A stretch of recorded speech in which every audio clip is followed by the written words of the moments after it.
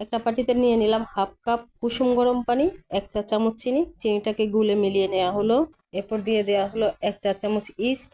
ইস্টটাকে একটু নেড়ে নিয়ে 5 মিনিটের জন্য ঢেকে রাখলাম। 5 মিনিট পর 1 টেবিল চামচ গুঁড়া দুধ এবং অল্প অল্প করে ময়দা মিশিয়ে নিয়ে একটা ডো তৈরি করা হচ্ছে এবং এই ডো এর মধ্যে 1 টেবিল চামচ পরিমাণ তেল ব্যবহার করা হবে। ডোটা অনেক বেশি হার্ড করা যাবে না, একটু সফট হবে। এরপর এটাকে একদম সরাসরি ফ্রাই প্যানের মধ্যে হাত দিয়ে প্রেস করে করে ফ্রাই প্যানের সাইজে করে নেওয়া হলো এবং একটা কাঁটা চামচ দিয়ে এটাকে পাঞ্চ করে নেওয়া হচ্ছে। একদম লো হিটে এটাকে ঢেকে এখন 10 মিনিট বেক করা হবে। চুলার আঁচটা একেবারে কম রেখে 10 মিনিট পর প্রথমেই হাফ বেকিং পিজার উপরে টমেটো সস ছড়িয়ে দিয়ে পছন্দ মতো উপকরণগুলো যা যা দিতে চাবেন টপিংটা সাজিয়ে নিতে হবে একে একে সবগুলো উপকরণ দিয়ে। তারপরে মোজারেলা চিজ সর্বশেষ ছড়িয়ে দিয়ে আবারও ঢেকে চুলার আঁচটা একদম কমিয়ে দিয়ে 10 মিনিট বেক করতে হবে। 10 মিনিট পর পিজাটা খাবার জন্য রেডি হয়ে যাবে। দেখেন কি সুন্দর হয়েছে, নিচের অংশটা ক্রিস্পি, উপরে অনেক সুন্দর চিজি হয়েছে। ধন্যবাদ।